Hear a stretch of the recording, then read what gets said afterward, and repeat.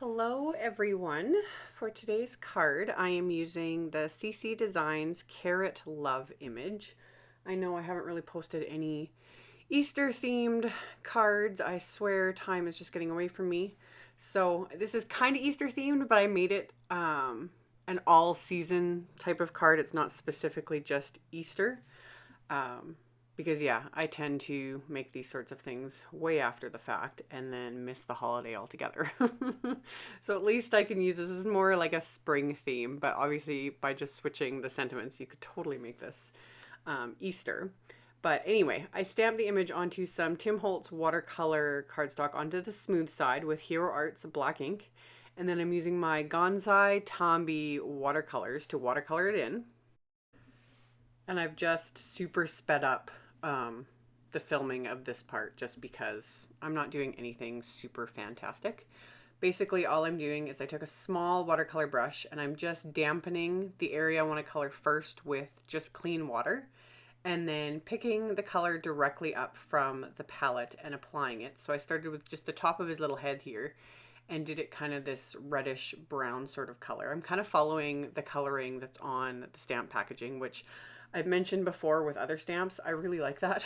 A lot of times it just gives you something to go by without having to reinvent the wheel. Like, even though a lot of times I won't use the exact same colors, it just kind of gives me ideas of like shading or how different colors are applied. Whereas, like with this little guy, I liked how the little lower part of his face was a different color, so I planned on doing that.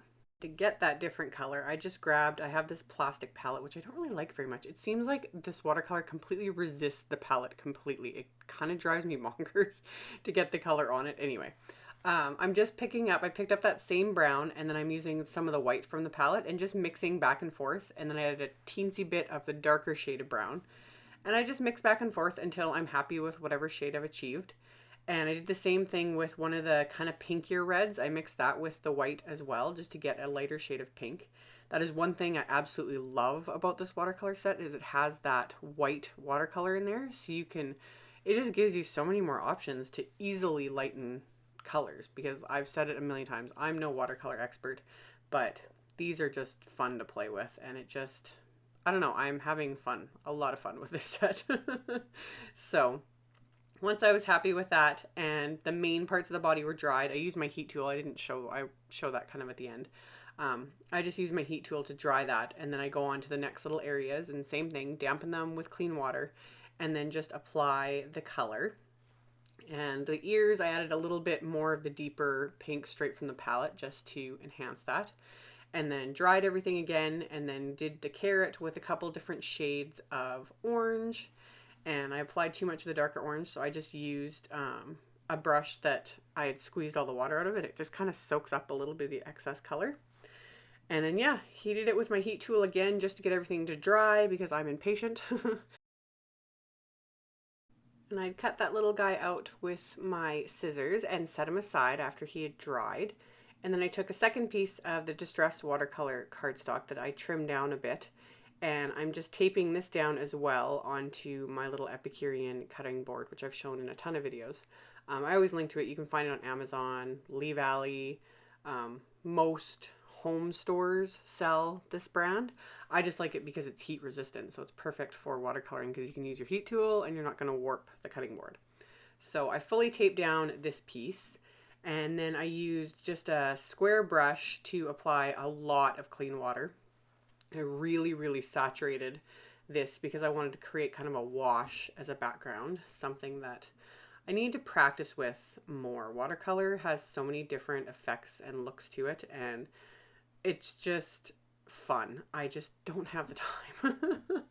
But I wanted to create just a simple wash, so I got it really wet, and then I just dropped in three different shades of blue and kind of faded them into each other to create somewhat of an ombre effect.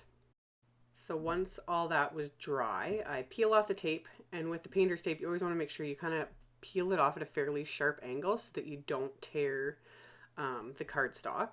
So got that all peeled off, and then I wanted to trim it down even more because I'm planning on making this into a 4-bar sized card, which is 3.5 by 4 7/8.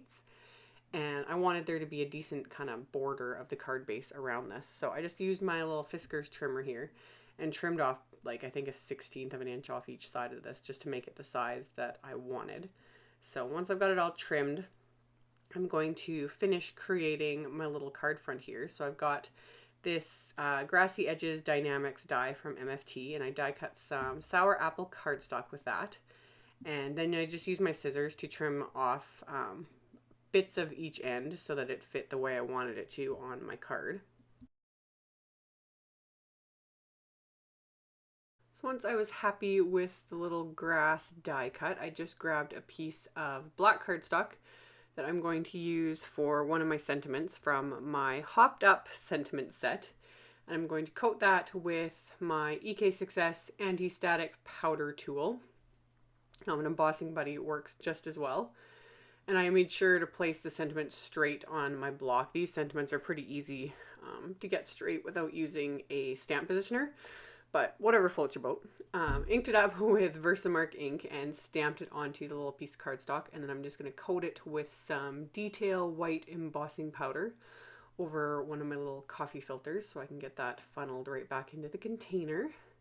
And then making sure my heat tool gave it a few seconds to kind of heat up just to make the embossing go faster, because the hotter the heat tool is, the less time you need to spend actually embossing. So got the sentiment all nice and melted, and once it cooled off, a few seconds later, I just rub it with my fingers to remove any of the residue left over from that little anti-static powder tool. And then I wanted to cut a little flag end on the right hand side of this, and didn't realize I was off, out of frame. But I just cut a slit down the middle with my scissors, and then from each corner to the middle of that little slit, and it created a perfect little flag end. It's kind of fiddled with how I wanted my layout to be, and then flipped around the watercolor panel. And then I'm just going to adhere the sentiment and the grass with some Tombow Monomalty. And with the sentiment, I didn't apply adhesive on the end there. I was going to fold it over, and then decided I didn't want to really bulk up that piece too much. Plus, it's more of a pain to do that. So I just adhered it and then flipped it over, and using the edge of the watercolor cardstock as a guide, I just trimmed off that little piece that was hanging over, and then adhered the little grass with the Tombow Monomalty. And then for the bunny, I didn't want him adhered completely flat. I thought it'd be nice to have him popped up a little bit, so I just used my Scotch foam tape and stuck a couple little pieces onto there, and then peeled off the backing and then popped on the bunny. And then decided I needed a couple little embellishments, nothing too crazy, so I just grabbed some more of my Doodlebug sprinkles, which I have tons of. I think I have at least 2 of every single pack. I love these. They go with everything. So I grabbed some limeade, the orange ones and the white ones, and just applied a few kind of randomly to the card here. And then for my card base, like I said, it's going to be a 4-bar size card. So I have a piece of cardstock that I trimmed down from, it's 3.5 inches by 9 3/4, and then I score it at 4 7/8 inches. So I used my Teflon bone folder to score it. And this is CC Designs, the Copic Quality 110-pound white cardstock. I get asked a lot what I use for my card bases, and most of the time it's this. So scored it, folded it, and then I'm going to apply the card front with foam tape again, using a fair bit of foam tape, because it is warped, even with me taping it down, because I'd got it so saturated with water and then the watercolor. It's not totally warped, but warped enough. So the foam tape kind of keeps it adhered really well and a little bit flatter, and yet you still have the dimension of the foam tape.